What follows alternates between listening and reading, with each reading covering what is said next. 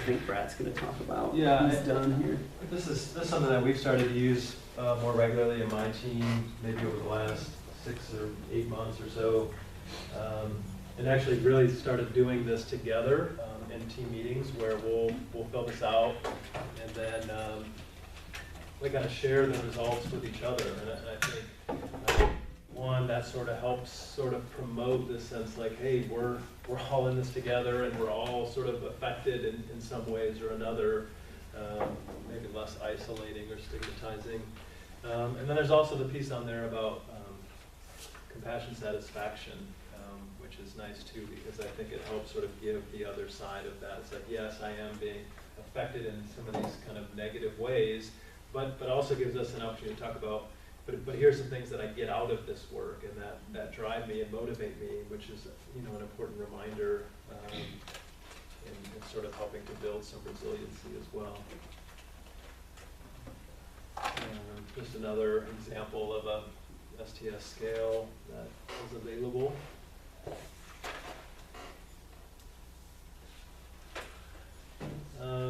So another thing, right, that we can think about or do is sort of managing the workload or the environment. I know you've talked about that, or it's been mentioned a little bit already. Sometimes easier said than done.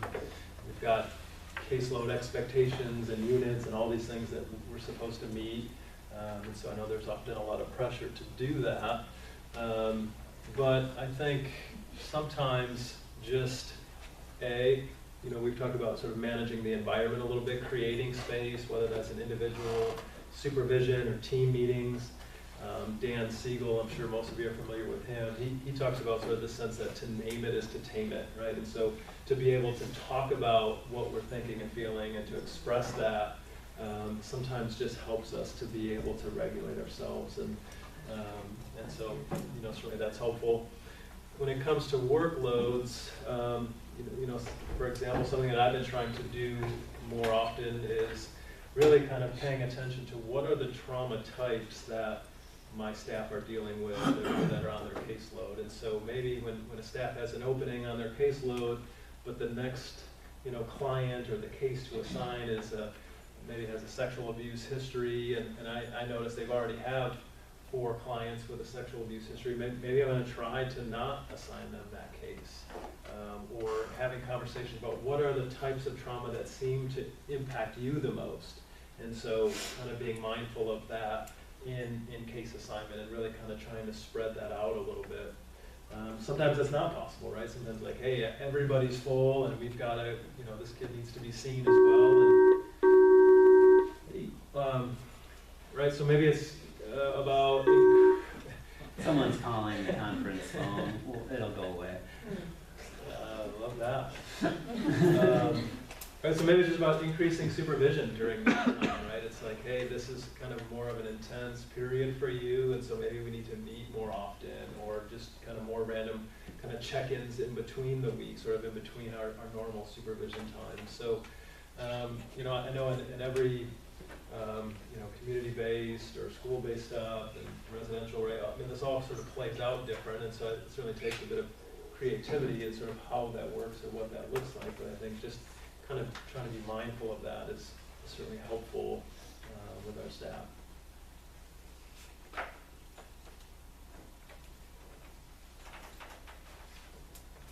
So one thing we've kind of talked about is these competencies that Jim Henry was involved in developing. And part of that is resilience building. And within resilience building, we know that what helps support that is a sense of connectedness. And you guys can read that quote. So how do we help our teams feel connected to each other, and supported by each other? Some obvious things are already up here.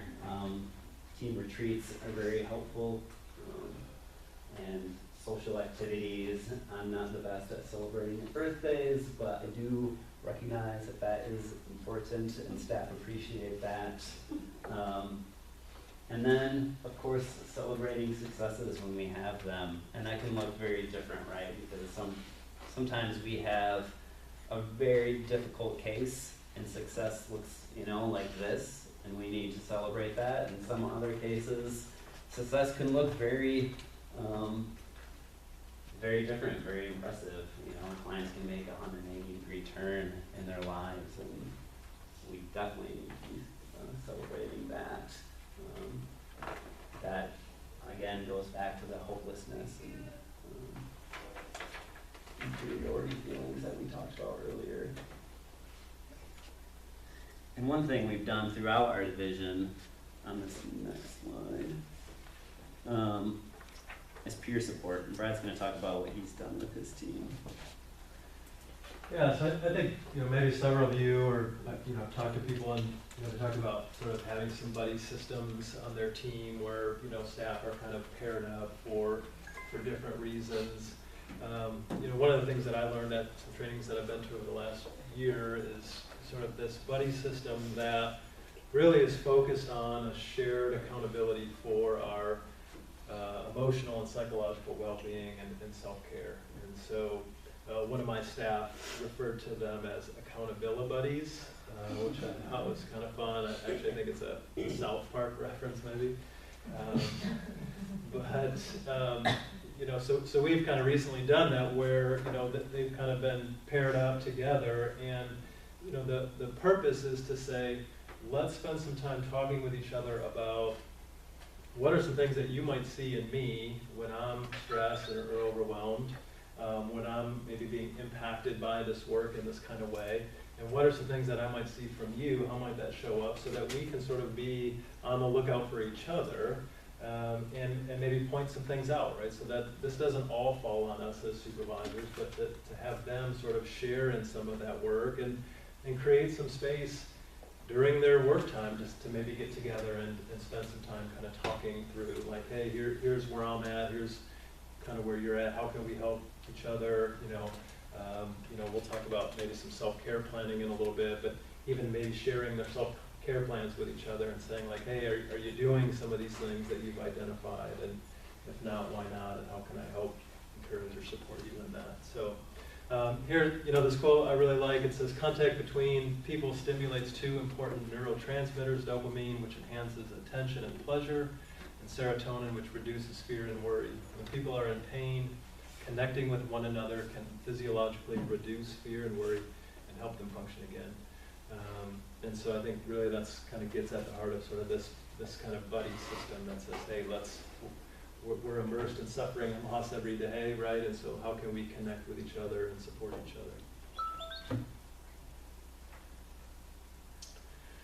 other? So self-compassion and self-care, right? I think a lot of times we can be our own worst critics, right? We can be pretty hard on ourselves. Maybe when maybe we take too much of the responsibility or blame for when clients aren't progressing or kind of seeing enough success maybe in our own minds. And so I think just as supervisors, for us to be able to create some space and to be mindful of when we hear staff talking about themselves or the work and sort of some negative or sort of blaming kinds of ways. Kristen Neff is one of the leaders on self-compassion. She's put together a self-compassion scale that I think we have an example of too, but just maybe another useful tool that folks can use, or maybe an individual or team supervisions to say, hey, here's something that we can kind of work through to increase our awareness. Here's another quote that I like. It says, the work of the mature person is to carry grief in one hand and gratitude on the other, and to be stretched large by them. How much sorrow can I hold? That's how much gratitude I can give. And so just sort of the sense that like practicing gratitude sort of helps us as we're working through carrying grief and pain and loss. That's what it looks like.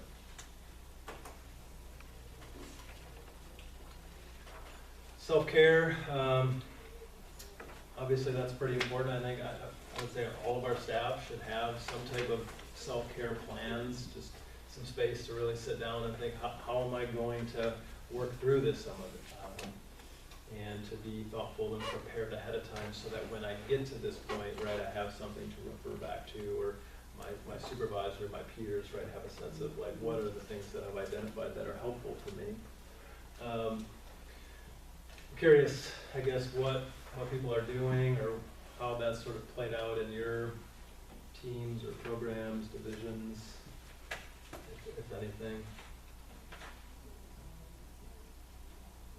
Definitely shutting phones, like for my team, it's pretty cell phones, but shutting the phones off at 5 if you're not the on-call person. Because I think sometimes if you just leave it on your counter, you're eating dinner with your family and it starts to ring, then you're just brought into that place of almost anxiety type of thing.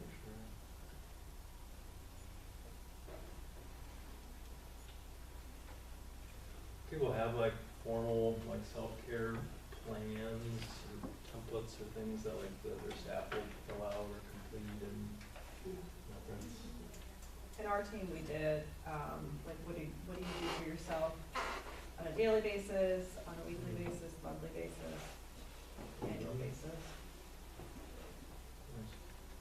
I noticed with a lot of my staff, if I'm seeing approving timesheets, they have so much comp, then we'll make a plan on how they plan to use that comp before it expires, There you because go, they've worked right. their butts off and they deserve it. Yeah. And so they feel a sense of relief when we, like, they finally get that day.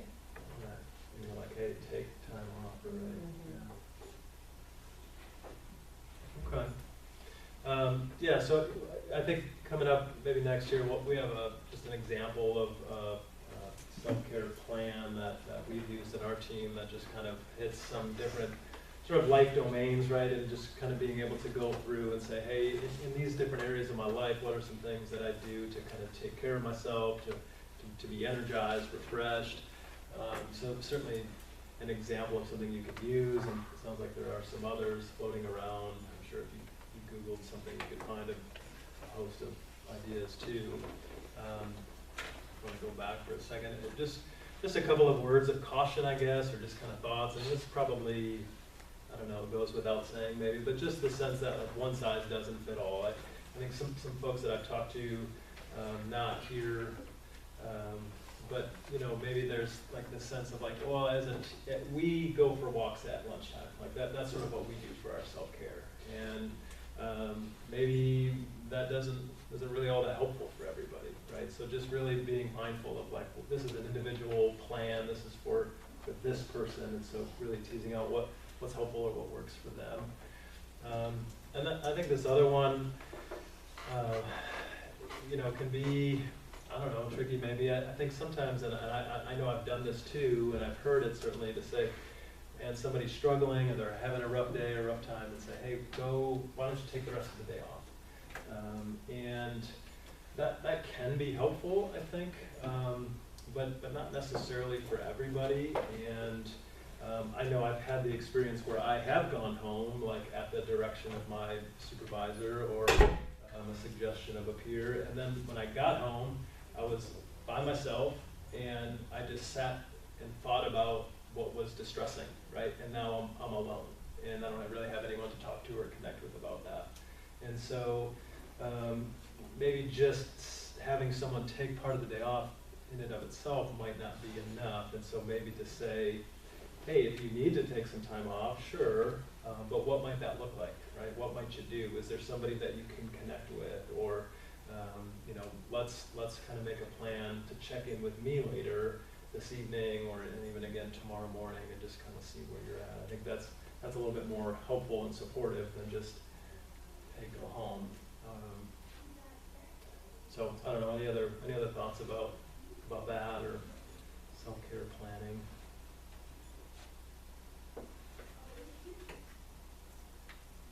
I think it's good to know what each of your staff go to when their self-care is. Like, I can think of one that I had really loved running. She would always run, and then so I'd pay attention to when maybe she'd say she wasn't running a lot lately or missed it, or you know, like, oh, what's getting in the way of that? I know that works for you. You gotta keep up with it, you know. So it was like just knowing that. Or, you know, I've had some like yoga, you know, so it's like if they happen to mention that they're not doing their self-care, that's kind of their go-to thing. You kind of have to, it's a red flag to kind of catch and see what's going on. Yeah, for sure. Good. I think something that was enlightening for me is one of my staff was having a rough time, and I asked what methods of self-care were they doing and what was helpful, and she said, well, I would love to do self-care, and it's on my list at the end of the, or on my list to do during the day, and then I don't get to it, and I just feel like shit at the end of the day because I didn't do my self-care. I think we need to recognize that sometimes our best intentions don't always work out in regards to self-care, and helping our staff kind of validate that and come up with new plans or new ideas, and just kind of understanding and giving them a little bit of grace. Yeah, for sure, and I think some of what we've talked about is that, right, when we're in this place, right, there's maybe a loss of creativity, a loss of ability to kind of handle complex problems, right? And so I think, again, just saying, hey, are you doing your self-care, or go take care of yourself, right, may not be as useful as to say, okay, I know you've identified some of these things, and I hear you saying you're not finding time or having space to do that. Let's work through that together, and let me help you with that. Right? It might just be a little bit more helpful and supportive. I think maybe if that's the case, like helping them figure out something little. I mean, sometimes you just can't squeeze in some big self-care thing, and it's like, what's this tiny little thing that you could just do for yourself in a day that's like small that you could squeeze in? I mean, there were certain changes in my life where I couldn't squeeze in things anymore, and I had to reevaluate what me time was, and it might be a 5-minute thing. Yeah. That's it. For sure. Right. Now, like how Christy talked about, right, some things that I could do daily, weekly, monthly, right? Because sometimes, yeah, on a day-to-day, I don't know how that's going to work, but I think kind of over the course of this week, or next week, right, that might, right, open some other possibilities. So, all right. See, that's an example of a plan. I had a similar plan when I was an intern. I started out at a domestic violence agency, and actually this reminds me a lot of it, you know, the different physical, spiritual workplace. They were quick to say, oh, you're a man working in this field. One thing you're going to experience is guilt.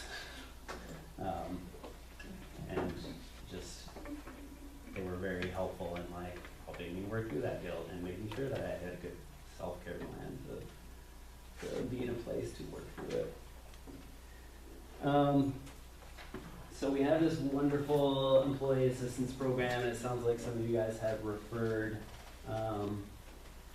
staff to that program, but I wonder if we could have a conversation, because it can get pretty gray sometimes about when to refer. Sometimes we have staff that really pull us into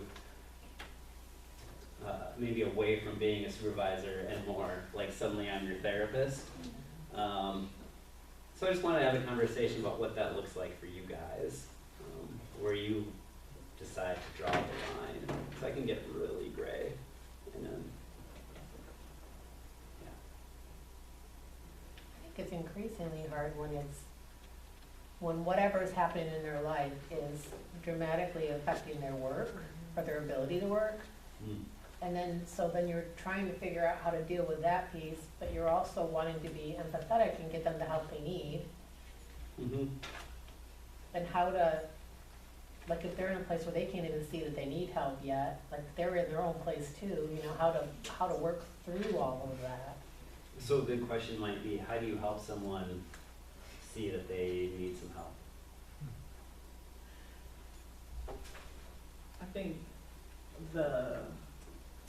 drawing the line between the supervisor and the therapist, for me, it was working with my supervisor as a supervisor in how to communicate that to that staff member of my role as your supervisor versus your need.